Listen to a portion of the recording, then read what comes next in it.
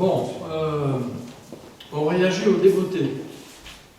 C'est-à-dire que, en ce qui me concerne à l'instant, je ne suis pas venu avec une conférence préparée. Il y a deux raisons à ça. C'était pas possible, question de temps, et bien. Et la deuxième chose, c'est qu'on a en soi ce à quoi on croit, et en principe, ça ne se prépare pas, parce que c'est toujours et constamment présent. Alors, il y a énormément de choses à dire, donc forcément, ce qu'on a à dire sera incomplet. On ne parviendra pas à tout voir.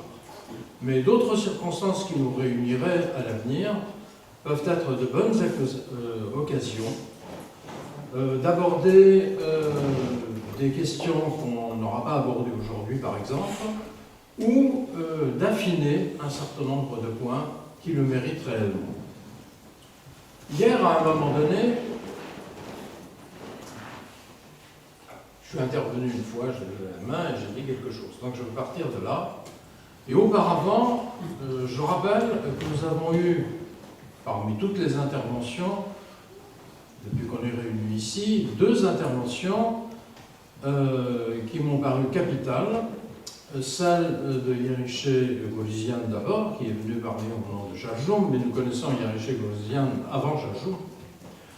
Celle de Zovinage, qui est venu, je vous voulais, voilà, et qui a suivi, qui étaient deux exposés préparés et surtout deux exposés bien préparés. Et par conséquent, plein de sens. J'espère que chacun a compris toute la richesse qu'il y avait dans ces exposés, car l'un et l'autre, et de façon différente et sans concertation, abordaient des problèmes qui font en vérité notre quotidien d'Arménien. Si l'on n'est pas arménien, on n'est pas concerné par ces choses-là, ou très peu. Mais nous sommes censés être arméniens. Et ça aussi, c'est une question qui mérite d'être discutée une autre fois. Donc, à un moment, j'ai levé la main et j'ai dit « Terre et Culture a été fondée en tant qu'une organisation politique. » Bon, c'est la première chose qu'il faut retenir. Mais pourquoi Terre et Culture est-elle une organisation politique? Parce qu'elle résulte de l'appréhension des circonstances qui ont été imposées à la nation arménienne, d'une appréhension qui nous amène à réagir dans un réflexe de survie. Ce peuple a été condamné à mort et nous sommes survivants. Alors peu importe les générations auxquelles nous appartenons, de toute façon, quel que soit l'âge des gens, ils ont tous toujours été d'abord enfants. Et ensuite, ils deviendront adultes. Et puis, il y a un tas de gradations, voilà, du premier état jusqu'au dernier état. Donc, selon l'âge qu'ont les gens, ils se trouvent, voilà, dans ce cheminement. Et ce cheminement correspond, premièrement, à des capacités de compréhension accrues, donc à un mûrissement, et par conséquent, à l'ancrage de conviction. Il a dit tout à l'heure qu'il aimait les gens qui avaient des convictions. Moi, je pense qu'à Terre et Culture, tout le monde doit avoir des convictions. Tant qu'à faire la même. Mais les convictions, ce n'est pas un caprice. J'ai telle conviction, j'ai telle opinion. Dans le temps, dans les années 80, on faisait un discours à Terre et Culture en faisant une distinction entre les opinions et les goûts. Et on disait qu'on peut avoir des goûts, mais que les opinions s'imposaient. Donc ça fait 30 ans qu'on n'a pas tenu ce discours, je le tiens aujourd'hui, et je dis effectivement, mais enfin c'est des jeux de mots un peu, hein. On peut avoir des goûts, c'est-à-dire, moi j'aime ci, moi j'aime ça, je préfère faire ci, voilà, je m'intéresse davantage, je sais pas quoi, moi à la musique, au machin, un truc, non. Mais il faut se forger des opinions en fonction des circonstances qu'on observe. Donc il faut savoir observer. Et observer, ça veut dire aussi voir et analyser. Et c'est le résultat de l'analyse qui permet de forger une opinion sur ce que sont les choses et sur ce que l'on doit faire vis-à-vis de ces choses. Au fond, on n'est pas libre tout à fait de ces opinions. Ça aussi, c'est quelque chose qu'on a souvent dit à Terre et Culture. Ça a été même un reproche qui a été fait à certaines personnes de Terre et Culture en disant que finalement on imposait des choses. On n'impose pas les choses. On veut essayer de faire des choses qui s'imposent à nous. Parce que quand on veut vous faire disparaître de la surface de la Terre, eh bien, la chose qui s'impose, c'est d'essayer de survivre, par exemple. Et si l'on veut vous faire disparaître pour ce que vous êtes, alors la chose qui s'impose, c'est de tâcher de continuer d'être ce que l'on est. Encore faut-il le savoir. Parce que les choses sont faites de telle sorte que on vous amène à oublier même ce que vous êtes, ou vous auriez dû être. Où les circonstances qui sont faites à la nation sont tellement dures et difficiles que son identité même ne peut pas se transmettre d'une génération à une autre. Parce qu'aujourd'hui, la nation s'est trop vite dispersée, qu'elle n'a pas les instruments, les institutions qui permettraient d'opérer cette transmission. Qu'en outre, elle se trouve dans des circonstances sous la pression de facteurs extérieurs extrêmement puissants qui provoquent des distorsions, qui l'assimilent. Et la nation, à peine se reproduit-elle, qu'elle se perd de l'autre côté, c'est tonneau des Danaïdes. Il faut avoir ces choses-là devant les yeux. Et c'est en fonction de ces circonstances qu'il faut choisir ce qu'on a à faire. Quand on a créé Terriculture, on a répondu à une situation que je vais qualifier de présente. La situation présente à l'époque. Mais quelle était la situation présente à l'époque et en quoi la situation présente aujourd'hui diffère de celle de cette époque-là? Alors à l'époque, nous étions ce qu'on appelle aujourd'hui des jeunes et même des très jeunes. Bon, certains d'entre nous avaient eu quelques cheminements par d'autres associations, dont on ne parle pas beaucoup, mais qui ont fait beaucoup. Mais je passe là-dessus parce que c'est une digression. La seule digression que je me permets, c'est de dire que Terriculture a été fondée par des gens qui sortaient d'un certain vivier. Ah, il y a des viviers. Peut-être que Terriculture sera un vivier pour plus tard. J'aimerais bien. Mais il y avait un vivier. Lui, qui est à côté de moi, il sort du même vivier. Les fondateurs de Terriculture, les fondateurs à l'origine, puisque c'est Terriculture France qui a été fondée en premier, voilà, donc ils ne sont pas là avant moi. Après, on a nommé des fondateurs en remplacement de fondateurs qui ne sont plus là, ça c'est autre chose. Ils sortaient du même vivier. Petite parenthèse, de quoi s'agit-il? Terriculture a été au début mise en place et quasiment dirigée par des gens qui tous avaient été des élèves d'un établissement qui s'appelait le Collège arménien Samuel Mourat à Sèvres, près de Paris. Britannia Magellan, vous avez sûrement entendu parler des différents Mauritaniens Magellan qui avaient fleuri à travers le monde. Maintenant, il n'en reste plus beaucoup, puisque même le collège principal, qui était celui de Venise, est fermé depuis des lustres. Ça veut dire, petite observation, qu'il y a des entreprises qui grandissent, qui fleurissent, des entreprises qui apportent à la collectivité qu'elles veulent servir un bien énorme et qui, pour des raisons qui mériteraient d'être étudiées, on ne le fera pas maintenant, périclitent. Aujourd'hui, la congrégation mauриtaniste existe, n'existe pas. Elle n'existe qu'à travers sa muséification. Et vous pouvez aller à la musée de Venise, et un prêtre mauritaniste jouera le guide touristique pour vous faire visiter le musée, le machin, etc. C'était évidemment pas l'objectif. Mais à l'époque où nous étions des enfants, dans un collège qui était un pensionnat fermé, eh bien, nous avons reçu une certaine éducation. Nous avons appris à parler l'arménien. Il y avait donc des méthodes d'enseignement qui ne valent pas chipette, certes, mais qui nous ont appris l'arménien mieux que d'autres méthodes, pour l'instant, parviennent à l'enseignement. C'est comme ça. Il y a différentes circonstances qui expliquent ces choses-là. Et ce que nous avons retenu, c'est qu'il y avait là des congréganistes, c'était des pères arméniens catholiques entre parenthèses, mais le fait qu'ils soient catholiques n'apparaissait absolument pas, et ils savaient bien que ça n'avait pas à apparaître. Eh bien, ils ont essayé de nous enseigner qu'il fallait être au service du peuple, au service duquel eux-mêmes s'étaient mis en y consacrant leur vie. Alors qu'est-ce qui se passe? On vous livre un enseignement, vous le prenez pas. Il est digeste, il est indigeste. Mais la question n'est pas là. Même enfant, même jeune, même lorsqu'on n'a que 25 ans, certains pensent que 25 ans, on est déjà un grand adulte, c'est pas vrai. Bon, et bien même à ces âges-là, il faut apprendre la chose essentielle, c'est d'observer, d'analyser, de comprendre. Et la question qu'on s'est posée enfant, mais pourquoi ces pères italiens qui étaient nos enseignants, pourquoi ont-ils consacré leur vie à ce qu'ils font? Il y avait un pourquoi. C'est pas eux qui nous ont dit pourquoi. Mais on s'est posé la question et on a compris pourquoi. Parce qu'ils pensaient qu'il y avait un service à rendre qui était au-dessus de leur personne, au-dessus de leur goût, et ils s'étaient forgé une opinion pour la vie.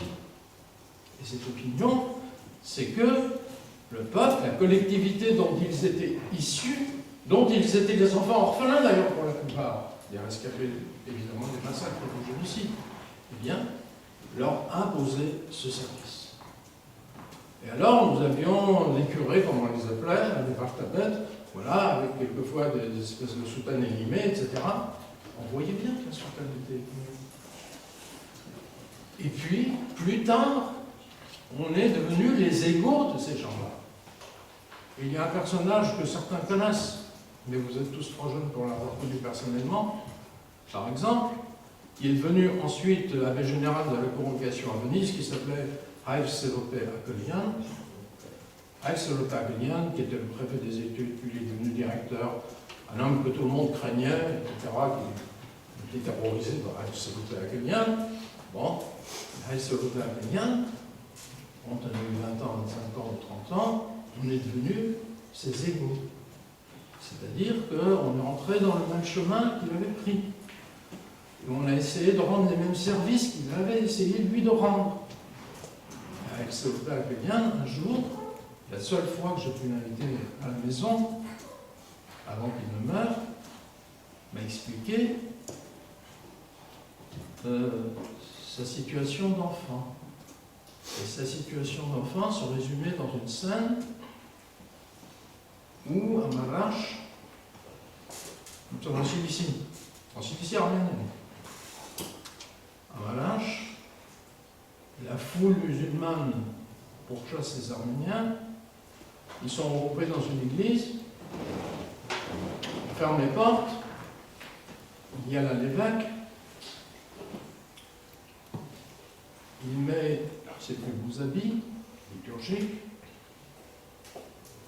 et lui il est enfant, il va s'accrocher à sa chasuble, il se cache un peu derrière la chasuble, et l'évêque dit Antardezek à son peuple, Tour midi par un. Donc il va à la porte, il ouvre la porte de l'église, il se met devant, et de l'autre côté, il y a ce qu'en arménien on appelle Roujan. Roujan, c'est la populace. Voilà, c'est les barbares, c'est la populace, c'est les gens qui tuent, qui volent, qui pillent, enfin, etc. Roujan est en train de hurler. Il se taise en le voyant, et il dit ce que tous les héros ont dit, vous me passerez d'abord sur le corps. Eh bien, il a survécu. Je ne raconte pas la suite de l'épisode. Dans l'histoire des Arméniens au XXe siècle, au XIXe, des épisodes comme ça, il y en a beaucoup. Il y a ceux qui sont morts parce qu'on est passé sur leur corps. Il y a ceux, c'est peut-être la main de Dieu, j'en sais rien, qui ont réussi à maîtriser la populace qui était en face, armée et prête à commettre le massacre des Dieux. Ça a été le cas. Et Aiserote, voilà, tout âgé qu'il était à l'époque, s'était transformé en cet enfant qui avait vécu cela.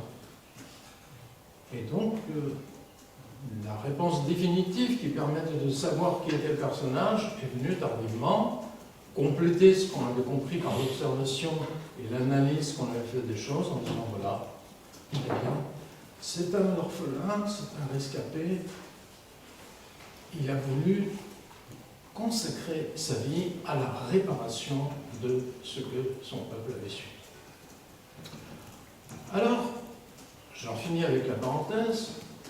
Nous tous, qui avons vécu dans ce vivier, avons compris quelque chose de tout ça. Je vous ai parlé d'un personnage, je vous parler de 10 personnages, peu importe, on l'appelle pas. Bon. Mais c'est intéressant, ce serait intéressant. Voilà. Je vous parlais du jardinier qui était Samson-ci, etc. Peu importe. Le fait est que nous avons épousé, pour ainsi dire, enfants ou adolescents, nous avons épousé, voilà, les souffrances qui étaient celles de ceux qui étaient avant nous et qui essayaient de nous enseigner et de nous transmettre quelque chose. On a très vite compris que s'ils ne l'enseignaient pas, s'ils ne le transmettaient pas, ce serait perdu. Et on a très vite compris qu'il fallait l'apprendre pour pouvoir nous aussi le transmettre pour que ce ne fût pas perdu. Alors, dans les années 70-80, nous nous situons, et même je pourrais monter plus avant, mais peu importe, la question qui se posait à nous autres, qui étions des jeunes nés en diaspora, pour ma part, je fais partie de la génération des derniers nés des rescapés du génocide. Parce qu'après, c'est les petits-enfants qui commencent. C'est très important d'être dans la génération des derniers nés, parce que nous avons connu les gens qui ont fui le pays. Nous les avons connus directement. Ce n'étaient pas des grands-parents, c'était des parents. C'est pas la même chose du tout. Nous avions un bagage linguistique que ceux qui sont venus après avaient très peu ou pas du tout. Et en même temps, dans le temps, la présence des Arméniens, par exemple, en France, était suffisamment avancée pour que nous ayons un bagage, je vais dire français pour faire vite, voilà, qui était équivalent et même supérieur. Car ceux qui étaient nés avant n'avaient pas ce deuxième bagage-là. Donc c'est une sorte, si vous voulez, de privilège qui appartient, voilà, à cette génération à laquelle nous appartenons. Bon, je passe. La question était la suivante. Nous sommes arméniens, oui. Il n'était pas question de penser qu'on ne l'était pas. On était dans une famille arménienne où tout le monde parlait arménien. On connaissait l'histoire des parents. C'est l'évidence même. Il n'y avait rien à chercher, à découvrir. Pas de problématique, voilà, devant nous. Et nous voyions bien que tout leur mérite, en tous les cas tout leur espoir, consistait à rester ce qu'ils étaient, à essayer de transmettre quelque chose, à construire une vie, puisque leur vie avait été détruite. Et dans la génération de nos parents, il y avait encore l'idée que le pays se trouve là-bas, il va falloir qu'on puisse un jour y retourner. Pendant toute l'entre-deux-guerres, c'était l'idée maîtresse. Et dans ma génération, quand j'avais 18-20 ans, c'était l'idée maîtresse. On était né en France, on avait grandi en France, on se disait, il faut aller retourner au Proche-Orient, on va s'installer à Beyrouth, machin, on sera plus près du Yevgil. Parce que le but, c'est de retourner au Yevgil. Vous voyez, quelqu'un a dit que les Arméniens de l'époque, c'était les Sarfatides d'aujourd'hui. Bien sûr, c'est la même chose. L'histoire suit son cours, et ce sont les mêmes phénomènes qui se reproduisent. Et on se disait à l'époque, donc, quel est le paysage politique que représente la diaspora? Dans ce paysage politique, il y avait ce qu'on appelait des pro-soviétiques. Les pro-soviétiques, je n'ai pas besoin de vous expliquer ce que ça peut être.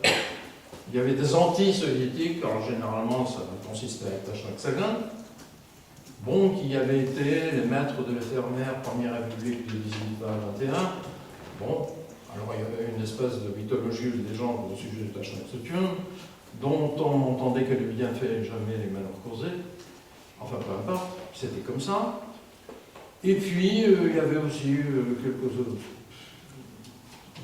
quelques milieux bourgeois qu'on rattachait au palais Kurzagan, qui aujourd'hui ça continue, d'ailleurs c'est la même chose, de gens qui se prétendaient apolitiques, mais en vérité, qui n'étaient pas... Bon, enfin, peu importe, je ne les juge pas parce que c'est encore une digression, je ne vais pas le faire. Bon. Et il y avait au loin un pays fermé qui s'appelait l'Arménie soviétique. Il ne faut pas oublier qu'à cette époque-là, l'Arménie soviétique, à la fin de son existence, avait regroupé à peu près 4 millions de personnes sur ce territoire. Le territoire que vous connaissez. Il y avait plus d'un demi-million d'Arméniens en Azerbaïdjan. Plus d'un demi-million d'Arméniens en Géorgie. Ce sont des données réelles qui ont changé depuis, puisqu'en Azerbaïdjan, il n'y a plus d'Arméniens. Qu'au début du XXe siècle, la troisième ville arménienne du monde, en population, c'était Bakou, la capitale de l'Azerbaïdjan. La deuxième, c'était Tiflis, dont la majorité de la population est arménienne, la capitale de la Géorgie d'aujourd'hui. Et la première, c'était Constantinople, Istanbul, la capitale de l'Empire ottoman de la Turquie. C'était comme ça. Nous avions ça en tête, parce que nos parents avaient ça en tête. Être au pôle Setsi, voilà, dans le monde arménien, ça consistait à venir de la capitale, la grande capitale, de la première ville arménienne du monde. Voilà. Il y avait une littérature, je dis ça pour Choucham, qui florissait à Bolis. Le nombre de journaux qui s'y publiaient était considérable. Après venait Tiflis, évidemment, où avait fleuri la langue arménienne orientale moderne, Bolis c'était l'occidental moderne, etc. Et puis il y avait pas. Alors, c'était la réalité. Sauf que cette réalité-là, nous la connaissions. Mais elle était hors de portée. On ne pouvait pas voyager. On ne pouvait pas aller à Yerevan. On ne pouvait rien faire. Et qu'allions-nous faire, nous, dans la diaspora? On nous parlait de la question arménienne, à l'époque. Pas de la cause. Ça, c'est encore une nouvelle terminologie qui n'a pas sa place. Et la question arménienne, c'était, enfin, pour ceux qui savaient, en tout cas dans le milieu où nous étions, on en parlait, eh bien, c'était l'héritière de l'ancienne question arménienne, qui était une branche de la fameuse question d'Orient, à savoir qu'est-ce qu'on va faire de l'Empire ottoman. C'est ça la question. Dans l'esprit des grandes puissances européennes, bien entendu. Et même de la Russie. D'accord. Et pour nous, la question arménienne, c'était pas tout à fait ça. C'est comment est-ce qu'un peuple qui est dans son pays, c'est-à-dire la terre de la vécu, peut y vivre dans la dignité, la liberté. Voilà. C'était ça la question. Sans être opprimé et persécuté. C'était ça. Et nous disions que nous ne voyions pas la réponse, et cependant, si revendication il y avait de la part des Arméniens, elle consistait à dire « nous voulons nos terres ». Cette revendication-là s'est cristallisée dans le cinquantenaire du génocide des Arméniens, en 1965. Moi j'étais assez grand pour participer à ces choses-là. À Paris, il y a eu le premier défilé. Il n'y avait pas de manifestation ni de défilé avant. C'était en 65 à Paris. Il y avait 15 000 personnes. Pour la première fois. Et cette revendication faisait référence à quoi? Eh bien, elle faisait juridiquement référence à ce qu'on appelle le traité de Sèvres, 10 août 1920, signé à Sèvres, près de Paris, et qui créait une Arménie qu'on pouvait considérer comme la réparation accordée à ce peuple qui avait subi le génocide. Mais vous savez bien, ou vous ne le savez pas, mais il faut le savoir, car il faut lire et apprendre constamment et chaque jour que ce traité de Sèvres a été mis au rebut et qu'on l'a remplacé en 1923. Il y a des gens qui l'ont dit hier, par le traité de Lausanne, où le nom des Arméniens n'apparaît même pas. Fini. Voilà comment le monde a traité la question arménienne. Mais à cette époque, on disait nos terres, nos terres. Et donc, dans les années 70-80, nous nous sommes dit, reprenons les choses comme elles doivent être. Nos parents ont été privés de leur pays, c'est-à-dire de nos terres. Allons-nous rester perpétuellement privés de nos terres, puisque les seuls où il y a encore des Arméniens sont inaccessibles. Il y avait le rideau de fer à l'époque. Et nous avons créé Terre-Culture, donc vous voyez le mot terre dedans, voilà, en disant, nous allons faire une association pour vérifier s'il y a moyen de recréer le rapport avec notre terre. En vérité, Terre-Culture étant une association de gens pratiques, nous n'avons pas d'abord créé une association en disant après on va voir ce qu'on peut faire. Non, non, non. On l'a d'abord fait, et après on a dit, pour pérenniser ce que nous avons commencé à faire, on a besoin d'un outil. Cet outil sera une organisation qui prendra la forme d'une association française puisqu'on était en France. Voilà. Et nous sommes allés là où il était possible d'aller. On pouvait aller en Arménie soviétique, évidemment. En plus, on pouvait toujours se dire qu'il y a quand même 4 millions d'Arméniens. Bon, ils peuvent s'occuper quand même de ce territoire. Erreur. Erreur dont on voit aujourd'hui combien c'est une erreur terrible. Mais on ne pouvait pas le savoir. La Turquie, on ne pouvait pas y aller. Évidemment, c'était risqué. Et pourtant, c'est bien de là que venaient les parents. Et puis, comme nous, on avait été au Mauritanie de Bergerain, à Sèvres, qu'on avait fait un peu de littérature arménienne, qu'on avait appris des chants, dont on avait cherché à comprendre le contenu. C'est le contenu qui compte, évidemment, c'est pas, comme je disais hier, le blabla, c'est le contenu. Eh bien, on s'est dit, c'est vrai, quand on ouvre le dictionnaire, l'Arménie est un territoire partagé entre 3 États, et il y en a un troisième, c'était l'Iran, la Perse. Nous sommes allés donc en Iran du Nord. Et en 1977, nous avons fait paraître dans le journal Harach de Paris, qui était publié à l'époque, une annonce, première campagne de travail en Arménie perse.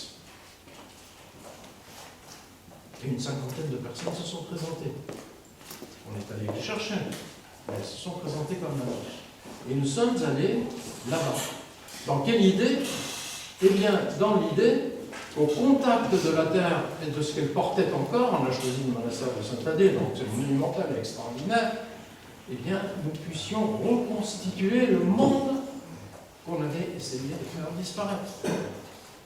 Alors, pas dans chaque endroit où vous promenez à chacun de vos parents, bien entendu, mais dans un endroit qui pouvait être collectivement considéré comme le nôtre, parce que c'était là quelque chose qui avait été fabriqué pendant des siècles, fabriqué, je dis bien, par la société arménienne qui avait vécu là comme elle avait vécu ailleurs.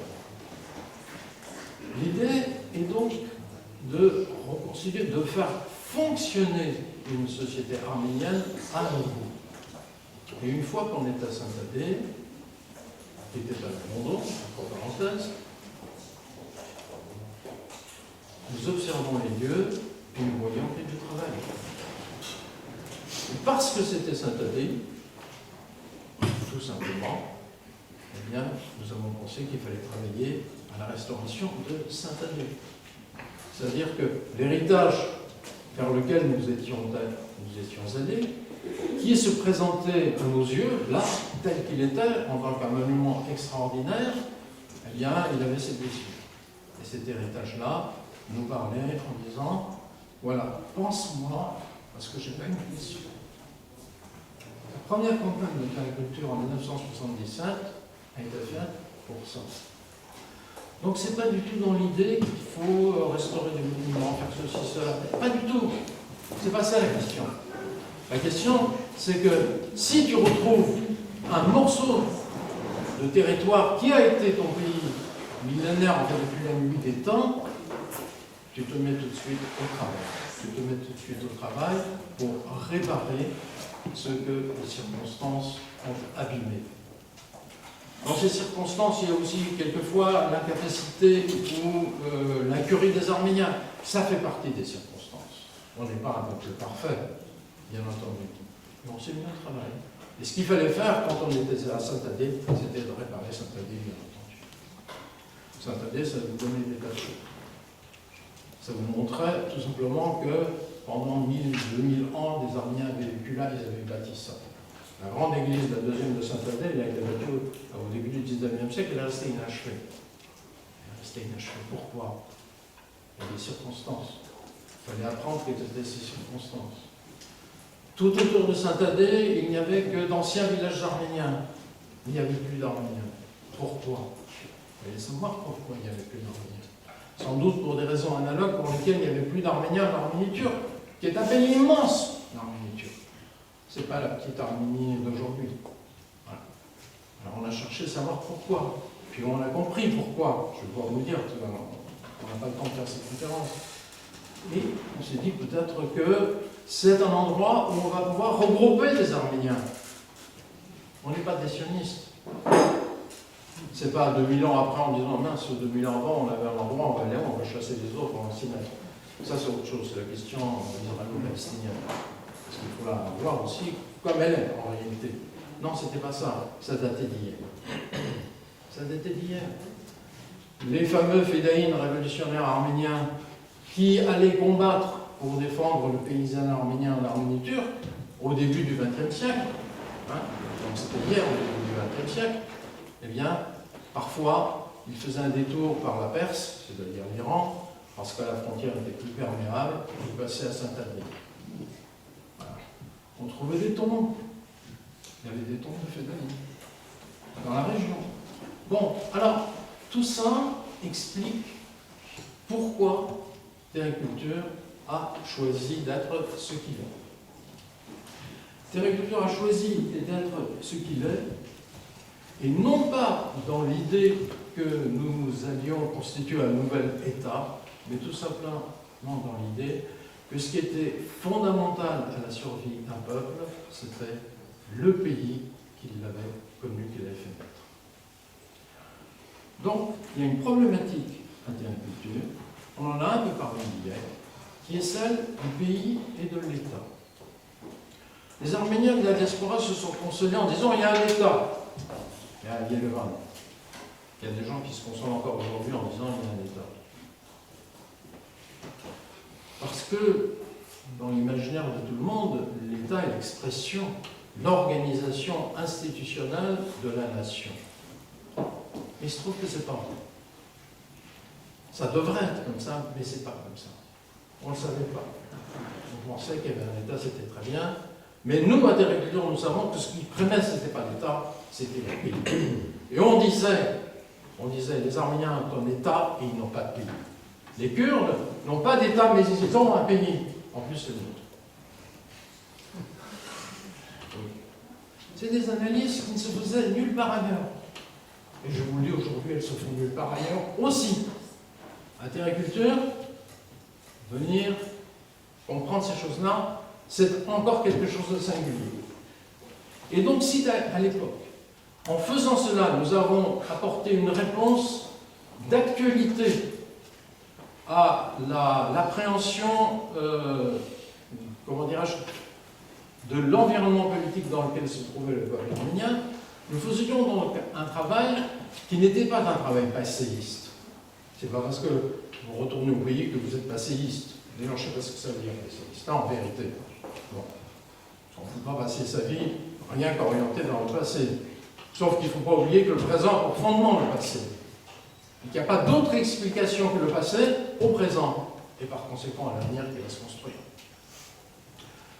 Maintenant, est-ce qu'aujourd'hui, l'agriculture peut être, continue d'être, une réponse à la situation qui est l'actualité? Car à l'époque, c'était l'actualité qui nous demandait de faire ça. Car personne ne pensait au pays. Personne ne pensait, tout en disant on veut nos terres, à y aller. L'agriculture a apporté l'épreuve qui consistait à savoir si ces pensées, ces revendications, ces prétentions étaient vraies ou si elles étaient fausses. Or, elles étaient fausses. Car très peu de gens sont venus avec Terriculture pour retourner au pays et voir ce que c'était. Et là où c'était possible de faire quand même quelque chose, de continuer de se remettre au travail, voilà, pour enrichir et faire revivre ce pays, cette société, cette terre de l'histoire. Il n'y a eu jamais que nous. Maintenant, aujourd'hui, est-ce que la situation elle est un peu différente. Elle est un peu différente. Sauf que, si l'on considère que l'essentiel pour un peuple, c'est son pays, on ne peut pas faire l'économie de la vision territoriale des choses. Alors, il a été question de territoire dans les exposés d'hier. On a dit... enfin, je ne répète pas non plus parce que c'est long. Moi, j'ai souvent dit que la question arménienne est territoriale. Alors, qu'on se comprenne, la question arménienne est territoriale parce que ceux qui veulent la suppression des Arméniens, en vérité, veulent la déterritorialisation de la nation arménienne. Ils veulent notre territoire. Notre territoire, peu importe qu'il y ait un État dessus ou qu'il n'y en ait pas, c'est secondaire. Notre territoire, c'est notre pays. Et nous, à Terriculture, nous avons conçu quelque chose qu'on a écrit dans notre charte, que tout le monde doit lire et essayer de comprendre. Mais ça aussi, ça prend des heures de faire cette analyse. Elle est dans vos papiers, d'ailleurs, si vous le lisez. Eh bien, nous avons mis en avant un concept qui n'existe nulle part. Parce qu'à Terriculture, on apprend à réfléchir par soi-même. On n'épouse pas les idées qui circulent, on n'est pas l'instrument des uns et des autres qui veulent nous faire penser de la façon qui leur convient. Nous pensons de la façon qui nous convient.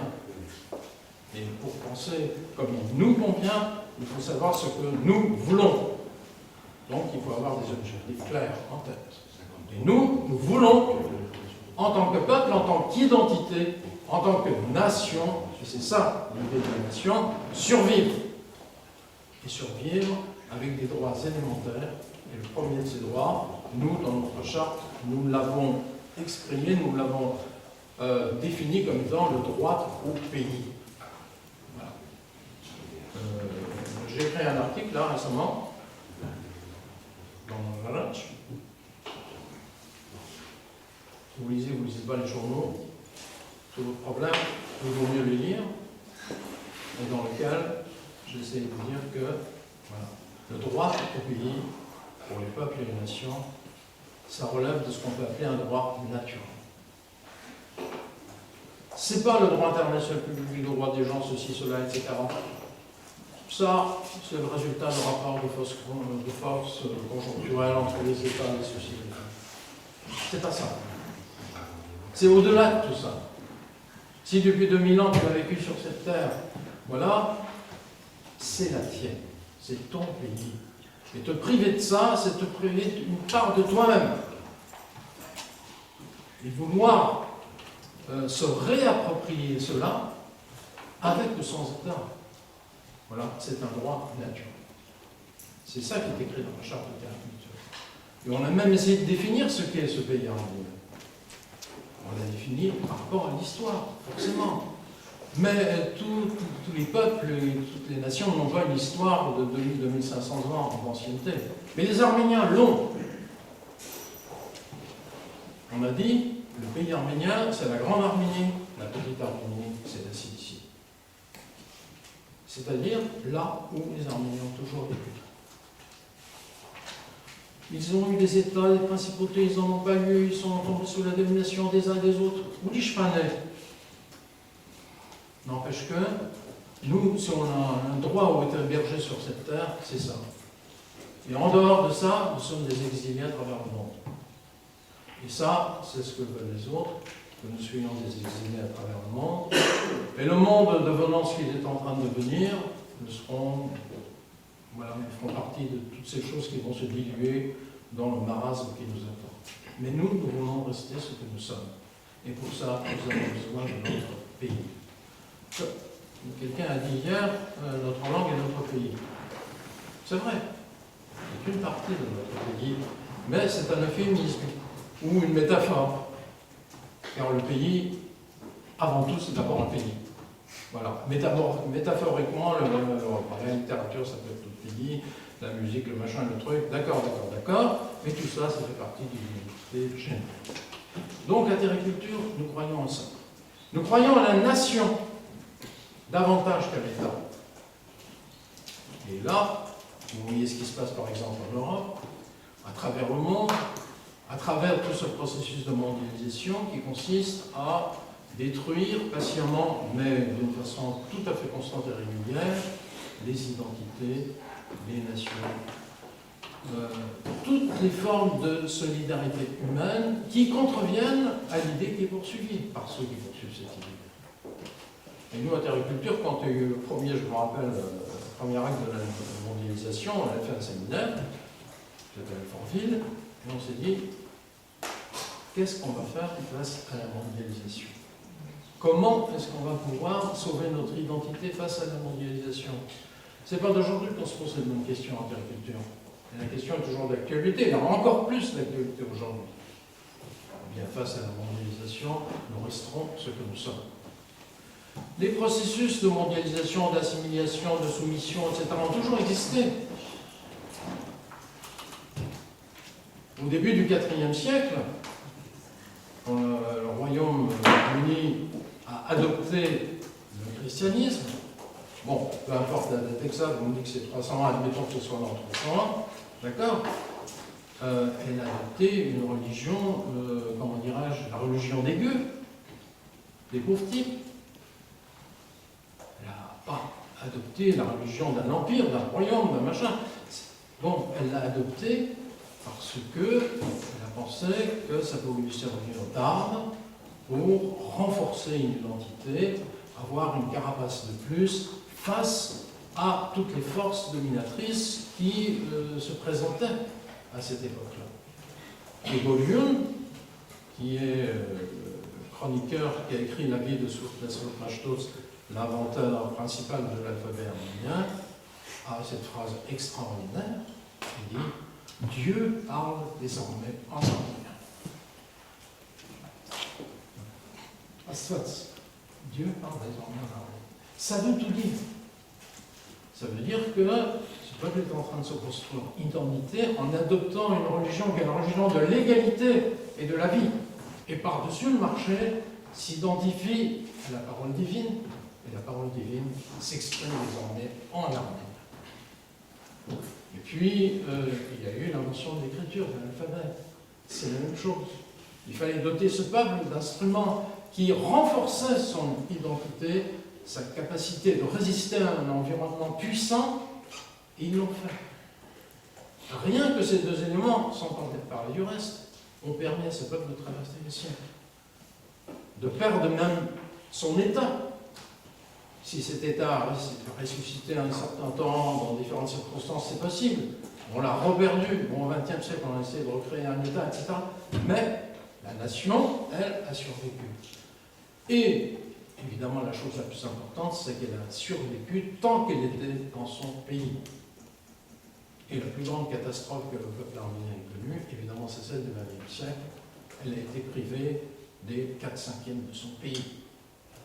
C'est ça, le vrai problème. Alors les gens vous disent, oui, il y a le génocide, on l'a surmonté. On n'a rien surmonté. On a sauvé les meubles rasifs, à peine. Aujourd'hui, la situation est comme ça. Alors, tout cela nous amène à dire qu'aujourd'hui, il faut apporter une réponse proportionnée à la situation. Alors qu'on est en train de nous enlever une nouvelle partie de notre pays. C'est ce qui vient de se produire. J'entends ou je lis la perte de l'Artsakh, comme si c'était déjà fait. Mais ça date d'hier. Mais si nous considérons que ça date d'hier, mais c'est déjà fait, bon, ça a été, c'est bon. Autrement dit, nous approuvons le fait accompli. Que le monde entier approuve le fait accompli parce qu'il a participé à sa fabrication, ça se comprend. Mais que les Arméniens approuvent le fait accompli, sans quelquefois l'avouer franchement, c'est terrible. Ça s'appelle un suicide. l'Arménien, d'une certaine façon, est en train de se suicider. Il faut le savoir. Face à cette situation, que doit-on dire, que doit-on faire, nous? C'est bien la question. Quand un crime se commet, et un crime de la taille d'un génocide, ou de ce qui est apparenté à un génocide, quand un crime se commet, il n'y a qu'une seule réaction possible. Et quand il s'agit d'un crime de nature imprescriptible par sa monstruosité, eh bien, la seule chose à faire, c'est de combattre le bénéfice du crime. Dans l'affaire du génocide des Arméniens commis par l'Empire ottoman, bien entendu, la seule chose à faire, le seul langage à tenir, la seule revendication à avoir, c'est de réparer le crime. Et réparer le crime, ça consiste à combattre le bénéfice engrangé par le crime. C'est pas la même chose. Ça ne consiste pas à dire qu'il faut reconnaître le génocide des Arméniens, j'en reconnais. Et alors, là, c'est pareil. On vient de nous prendre une partie de notre pays, en expulsant la population qui s'était accrochée là et qui vivait là depuis 2000 ans et plus. Bien. La seule chose à faire, c'est de faire en sorte que le bénéfice, voilà, que vient de faire le criminel, lui soit enlevé. Donc il ne s'agit pas de dire, alors ça fait perdu, leur farfar, bon, on va un peu recaser les réfugiés à Sténantine, ils sont réfugiés, ils ne sont pas réfugiés, ça se discute. Bon, après, si on peut les expédier en Russie à travers le monde, c'est bon, le problème est réglé. Ça, c'est ce que le monde est en train de préparer pour nous. Mais ça fait longtemps qu'il le prépare. Et ceux qui ont pris les rênes du gouvernement en Arménie, récemment, le savaient. Et malheureusement, ils y ont participé. Hier, on l'a dit, dans les conditions qui ont été posées par le gouvernement arménien pour discuter avec Bakou ce mois-ci, donc c'est en pleine actualité que nous sommes, eh bien, l'Artsakh ne figure pas dans ces conditions. C'est-à-dire que, au fond, ceux qui tiennent l'État arménien, eh bien, tiennent le même langage que les puissants de ce monde. Il faut à tout prix avoir la paix. La paix n'est pas fondée sur la justice, elle est fondée sur l'injustice.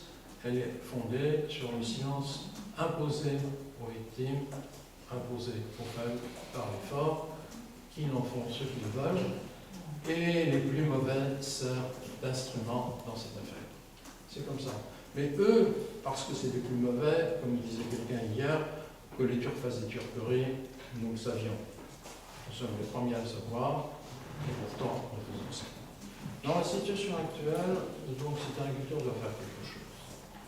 Pour apporter une réponse proportionnelle à l'actualité, comme à l'époque on a apporté une réponse proportionnelle à l'actualité. C'est de dire, nous défendons le pays arménien. Donc nous allons défendre le droit des habitants de l'Artsakh à retrouver ce qui leur a été enlevé. Donc nous allons travailler pour le droit au retour. Alors travailler pour le droit au retour, ça veut dire entreprendre des actions, ou permettre que soient entreprises des actions qui vont dans le sens d'une défense du territoire. Alors il nous en a abondamment parlé hier, notre ami Richet Boisian, et qui vont dans le sens d'une organisation de la population et d'une activité politique et diplomatique à travers le monde qui puisse amener des circonstances qui nous permettraient de faire plier l'Azerbaïdjan et la Turquie. Ça, c'est la première chose à faire. Et le combat ne doit pas être un combat d'arrière-garde. Hier, explique l'Arménie et le Sunni à défendre. Non. De même que, face à la Turquie, il fallait parler de réparation, c'est-à-dire attaquer en disant voilà ce que vous devez faire. Mais on ne l'a pas fait. L'interlocuteur l'a fait, mais bon, ça ne suffit pas. Là, c'est la même chose face à l'Azerbaïdjan. Il ne s'agit pas d'être sur la défensive, il s'agit d'être sur l'attaque, en disant attention, voilà ce que vous avez fait en Artsakh, ça il faut le payer. Ce n'est pas, pour l'instant, la politique qu'a adoptée l'État arménien. Alors, je pense que nous devons faire partie des forces vives qui, si on trouve des alliés autour de nous, vont pouvoir faire en sorte que les Arméniens tiennent ce langage. Voilà. Et le premier langage à tenir, c'est que l'Artsakh n'est pas perdu. L'Artsakh n'est pas perdu. Et notre premier objectif en tant que nation arménienne, car nous sommes une nation avant même d'être un État, notre premier objectif, c'est de récupérer ce morceau de pays qui nous a été enlevé une fois de plus. Car le peu qui reste, c'est ce qui s'appelle aujourd'hui la République d'Arménie. Il y a énormément de choses à dire. On a fondé Terra Culture en tant qu'instrument et outil pour réaliser les choses dont je viens de vous parler. Cet instrument et cet outil, alors ce problème de fonctionnement de l'agriculture, doit être comme une horlogerie bien huilée. Ce n'est pas le cas, mais ça peut le devenir. Et je vous encourage tous à y participer. Merci d'avoir été patient.